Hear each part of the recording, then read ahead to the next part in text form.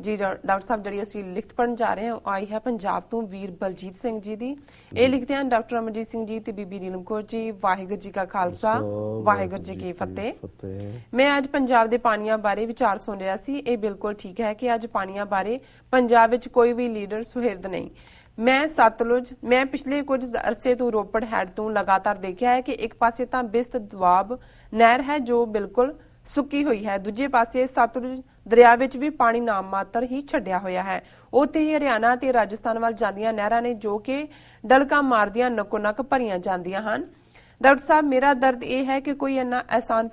फरामोश किवें हो सकता है। जे असी राह जांदे कुत्ते नूं भी रोटी पा दईए तां ओह भी साडा एहसान मनदा है, पर ओह लोग किहड़ी मिट्टी दे बने होणगे जो पंजाब दी मिट्टी दा कर्ज उतारन दी थां इहनूं वेचण ते लगे होए आ। शायद ओह इस मिट्टी दी पैदाश ही नहीं। डॉक्टर साहब मैं लिखना बहुत कुछ चाहता हाँ पर पहली बारी इन्ना ही काफी। भुल चुक लई माफी। वाहिगुरू जी का खालसा वाहिगुरू जी की फतेह। वीर बलजीत सिंह जी का बहुत बहुत शुक्रिया, उन्होंने सानू पंजाब तो लिखे जी। उन्होंने क्योंकि रोपड़ हैडवर्क्स की गल की है, सो ज़ाहिर है भी उस इलाके नाल उन्होंदा संबंध है और उन्होंने दोनों ही पासियां का जिक्र किया है कि एक पासे बिस्त दुआब नहर जिहड़ी सुक्की हुई है जिहड़ी किसी वेले बहुत मजबूत नहर सी हर पक्षों ही, और उस खुशहाली दे विच दुआबा बिस्त जलंधर इनू कहंदे सी इस दुआब नू, ते इस नहर का नाम भी बिस्त दुआब नहर सी और इन्हें उस पीरीयड दे विच बहुत किसानां दी जिहड़ी इस बेल्ट दे दी फार्मिंग है उदा जिसनू कहो कि भी स्पाइन सी उसकी हड्डी सी रीढ़ दी जी। उन्होंने कहा वह भी सुक्की पई है और सतलुज दरिया जिहड़ा बहुत सारा उत्ते भाखड़े ते जिहड़ा डैम ते रोकिया हुंदा है, पर उन्होंने कहा भी जिहड़ियां नहरां हरियाणा ते राजस्थान नू जांदियां ने वो डलका मारदियां, और ये गल बिल्कुल ठीक है कि जे तुसीं किसी गैर नू जिहड़ा थर्ड परसन है उन्होंने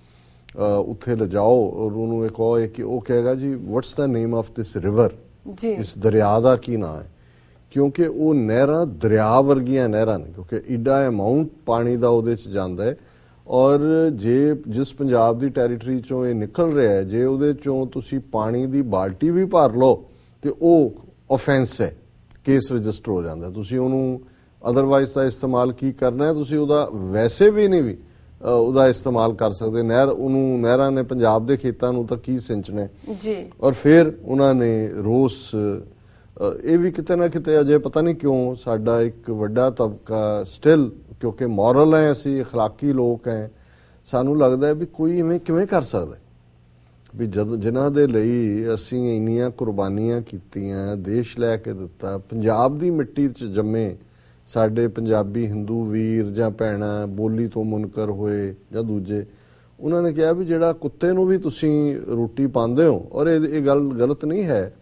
कि जे 10 घर ने किसी पिंड च जां मुहल्ले च जिस घर चों हुंदी अगले दिन कुत्ता उत्थे आके बैठा हुंदा और घर वाला बाहर निकलदा पूंछ भी हिलांदा, ये दस्सण दे उस बेचारे कोल जबान तां नहीं है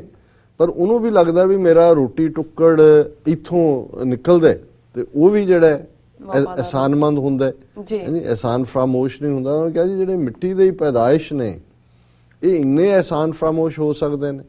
ये तां नहीं, इन्हां ने तां अज दी गल तां नहीं है, तुसीं सारा ही बीते नूं भी फिर जे असीं फुल्लण बह जाइए तो फिर उही कहानियां मुड़ मुड़ के शुरू हो जांदियां ने। पर डोगरियां दा इतिहास जिस तरीके नाल मिसर ते डोगरे किवें सिख राज ये जिहड़े कि बिल्कुल वर्थलैस जिन्हां दा कुछ नहीं सी, कोई नौकरियां नहीं सी, पहरेदारां तो इन्हां नूं रख के काम शुरू होया, प्राइम मिनिस्टर तक बने ध्यान सिंह, गुलाब सिंह, सुचेत सिंह, लाल सिंह, तेजा सिंह, मिशर यूपी दे ब्राह्मण, और किवें इन्हां ने जिस सिख राज ने उन्हां नूं किस हद तक रैकगनिशन दित्ती, किवें उस दा बेड़ा गर्क कीता। और ज़ाहिर है एक जिहड़े कथावाचक ऐतवार गल कर रहे सी उन्होंने कहा कि जी अज जे नेहरू ने इंदिरा ने जां इस टब्बर ने कीता ते इन्हां दे वडेरे गंगू ब्राह्मण ने की कीता जी भी जिस गुरु घर दा लूण खाधा सी उन्हें 82 साल दी बुढ़ी मां ते 7 ते 9 साल दे बच्चे उन्हां नूं फड़ाउण च अद्धा मिंट नहीं लाया जी। ते जे उन्हां दी एहसान फरामोशी जिहड़ी इस लैवल दी सी तां अज तुसीं की एक्सपैक्ट करदे हो ਕਿਉਂਕਿ ਇੱਕ ਥਿਊਰੀ ਇਹ ਹੈ ਜਿਹਨੂੰ ਸੰਗਤ ਸਿੰਘ ਹਿਸਟੋਰੀਅਨ ਨੇ ਜਾਂ ਹੋਰਨਾਂ ਨੇ ਵੀ ਲਿਖਿਆ ਹੈ ਕਿ ਇਨਫੈਕਟ ਜਿਹੜਾ ਨਹਿਰੂ ਖਾਨਦਾਨ ਹੈ ਇਹ ਗੰਗੂ ਬ੍ਰਾਹਮਣ ਦੀ ਹੀ ਔਲਾਦ ਹੈ, ਔਰ ਉਹਦਾ ਇੱਕ ਵੱਖਰਾ ਹੈ ਕਿ ਜੀ ਇਹਨਾਂ ਦਾ ਹੀ ਵਡੇਰਾ ਸੀ। ਬਾਕੀ ਦਾ ਗੰਗੂ ਦਾ ਜਿਹੜਾ ਇੱਕ ਕੋਈ ਮੁੰਡਾ ਸੀ ਜਿਹਨੇ ਬਾਬਾ ਬੰਦਾ ਸਿੰਘ ਬਹਾਦਰ ਨੂੰ ਫੜਾਉਣ 'ਚ ਮਦਦ ਕੀਤੀ ਫਰੂਖਸਿਅਰ ਦੀ, ਜਦੋਂ ਬਾਦਸ਼ਾਹ ਸੀ ਫਰੂਖਸਿਅਰ, ਤੇ ਇਨਾਮ ਵਜੋਂ ਜਿਹੜਾ ਹੈ ਉਹਨੂੰ ਜ਼ਮੀਨ ਮਿਲੀ ਦਿੱਲੀ ਦੇ ਨੇੜੇ, ਬਾਦਸ਼ਾਹ ਨੇ ਇਨਾਮ ਦਿੱਤਾ ਜਿਹੜੀ ਨਹਿਰ ਦੇ ਨਾਲ ਲੱਗਦੀ ਸੀ ਜੀ, ਤੇ ਇਸ ਤੋਂ ਨਹਿਰੂ ਬਣ ਗਏ ਕਿਉਂਕਿ ਅਦਰਵਾਈਜ਼ ਇਹ ਕੌਲ ਬ੍ਰਾਹਮਣ ਨੇ, ਕਸ਼ਮੀਰੀ ਬ੍ਰਾਹਮਣ, ਔਰ ਇਥੋਂ ਨਹਿਰੂ ਬਣ ਗਏ। ਇਹਨਾਂ ਦਾ ਵਡੇਰਾ ਰਾਜ ਕੌਲ ਸੀ, ਔਰ ਇਹ ਜਿਹੜੀ ਅੱਗੋਂ ਔਲਾਦ ਹੈ ਰਾਜ ਕੌਲ ਦੇ ਖਾਨਦਾਨ 'ਚ ਫਿਰ ਮੋਤੀ ਲਾਲ ਨਹਿਰੂ ਜੰਮਿਆ, ਜਵਾਹਰ ਲਾਲ ਜੰਮਿਆ, ਵੀ ਹੈ ਇਹ ਗੰਗੂ ਦੀ ਔਲਾਦ ਹੈ। ਸੋ ਕੁੱਲ ਮਿਲਾ ਕੇ ਅਸੀਂ ਸਮਝਦੇ ਹਾਂ ਕਿ ਵੀ ਇਹ ਅਹਿਸਾਨ ਫਰਾਮੋਸ਼ੀ ਤਾਂ ਇਹਨਾਂ ਦਾ ਹਿੱਸਾ ਹੈ। ਇਹਨਾਂ ਦੇ ਅੱਜ ਕੱਲ੍ਹ ਇੱਕ ਸਟੇਟਮੈਂਟ ਉੱਥੇ ਪੋਲੀਟੀਸ਼ੀਅਨ ਬੜੀ ਦਿੰਦੇ ਨੇ ਵੀ ਉਹਨਾਂ ਦੇ DNA 'ਚ ਹੈ, ਸਾਰੇ ਸਾਇੰਸ ਦੀ ਗੱਲ ਕਰਨ ਲੱਗ ਗਏ DNA ਦੇ, ਪਰ ਮੈਂ ਤਾਂ ਇਹ ਕਹਾਂਗਾ ਕਿ ਵੀ ਇਹਨਾਂ ਦੀ ਫਿਤਰਤ ਹੈ, ਇਸ ਤੋਂ ਬਿਨਾਂ ਇਹ ਰਹਿ ਹੀ ਨਹੀਂ ਸਕਦੇ। ਇਹ ਅਹਿਸਾਨਮੰਦ ਹੋਣਾ ਜਾਂ ਸ਼ੁਕਰਗੁਜ਼ਾਰ ਹੋਣਾ ਨਹੀਂ, ਇਹ ਤਾਂ ਜਿਹੜਾ ਹੱਥ ਇਹਨਾਂ ਨੂੰ ਖਵਾਉਂਦਾ ਹੈ ਇਹ ਉਸ ਨੂੰ ਹੀ ਵੱਢਦੇ ਨੇ। ਔਰ ਇਹੀ ਕਾਰਨ ਹੈ ਕਿ ਸਿੱਖ ਕੌਮ ਜਿਹੜੀ ਦਰਿਆ ਦਿਲ, ਜਿਸ ਨੇ ਆਜ਼ਾਦੀ ਲੈਣ ਦੇ ਲਈ ਭਾਵੇਂ ਮੁਗਲਾਂ, ਅਫਗਾਨਾਂ, ਅੰਗਰੇਜ਼ਾਂ ਤੋਂ ਹੋਏ